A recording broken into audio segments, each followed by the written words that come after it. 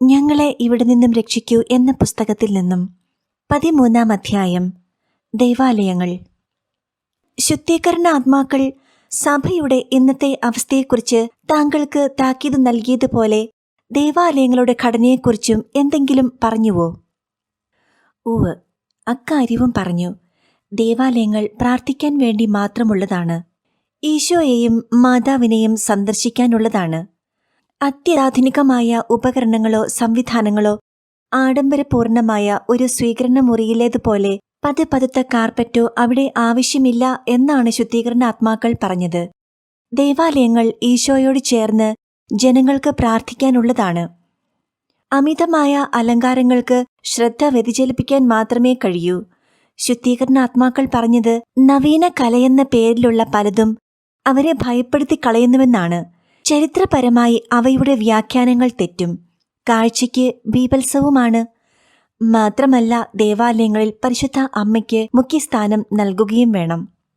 എല്ലാറ്റിലും മുഖ്യമായ ഒരു കാര്യം, ഏതു പരിതസ്ഥിതിയിലായാലും അൾത്താര ദേവാലയത്തിന് ഒത്ത നടുവിൽ ആയിരിക്കുകയും വേണം.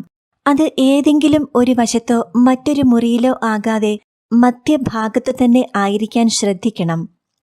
ഈശോ എല്ലാറ്റിൻ്റെയും കേന്ദ്രസ്ഥാനത്തല്ല പ്രതിഷ്ഠിതമായിരിക്കുന്നത് എന്നുവെച്ചാൽ അവിടുന്ന് വളരെ താമസിയാതെ പുറംതള്ളപ്പെടുകയും ചെയ്യും.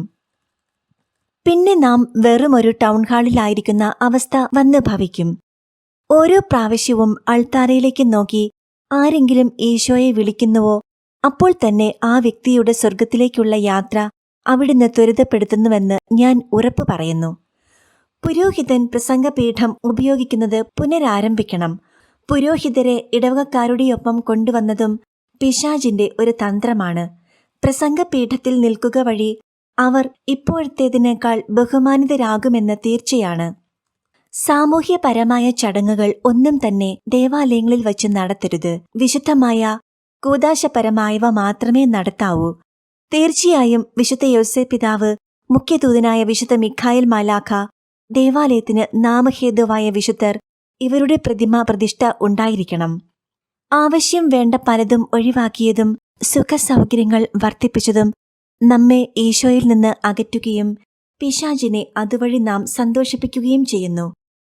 ദേവാലയങ്ങളിൽ കാപ്പി കൊടുക്കുന്നതും മടിയിൽ ഓമന മൃഗങ്ങളെ വച്ചിരിക്കുന്നതും ടെലിവിഷൻ വച്ചിട്ടുള്ളതുമൊക്കെ ഞാൻ കണ്ടിട്ടുണ്ട്.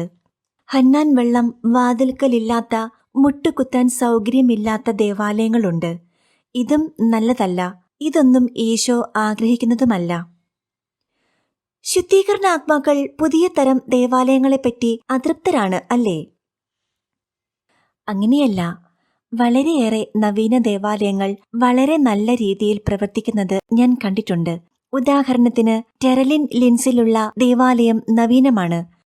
എന്നാൽ പ്രാർത്ഥനാ നിർഭരവും എല്ലാം വേണ്ട വിധം ക്രമീകരിച്ചിട്ടുള്ളതുമാണ്. മോശമായ, പൂർണ്ണമല്ലാത്ത, പ്രാർത്ഥനയില്ലാത്ത ദേവാലയങ്ങൾ നവീനമെന്ന് പറയാനാവില്ല.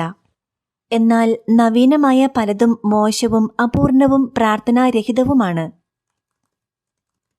നവീന ദേവാലയങ്ങൾ മറന്നുകളഞ്ഞ പല വിശുദ്ധ ആചാരങ്ങളുണ്ടോ? അതും പറയാനുണ്ട്.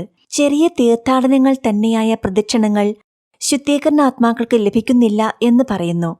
ആഘോഷപൂർണമായ ദൈവമാതാവിന്റെയും വിശുദ്ധരുടെയും പ്രദക്ഷിണങ്ങൾ ഒഴിച്ചുകൂടാനാവാത്ത ഒന്നായിരുന്നു ആത്മീയ ജീവിതത്തിൽ. നാം രാഷ്ട്രീയക്കാർക്കും കായിക അഭ്യാസികൾക്കും സ്വീകരണം നൽകുന്നു. എന്തുകൊണ്ട് ഈശോയ്ക്കും അവിടുത്തെ മാതാവിനും വിശുദ്ധർക്കും നാം ആഘോഷപൂർണമായ വരവേൽപ്പ് നൽകുന്നില്ല? ഇത്തരം കാര്യങ്ങൾ ഈശോയുടെയും അവിടുത്തെ വിശുദ്ധരെയും ലോകത്തിനു മുൻപിൽ കൊണ്ടുവരുന്നു. ഇപ്പോൾ സംഭവിക്കുന്നത് ദേവാലയത്തിലേക്ക് ലോകകാര്യങ്ങൾ കൊണ്ടുവരുന്നു എന്ന തലതിരിഞ്ഞ മട്ടിലാണ്.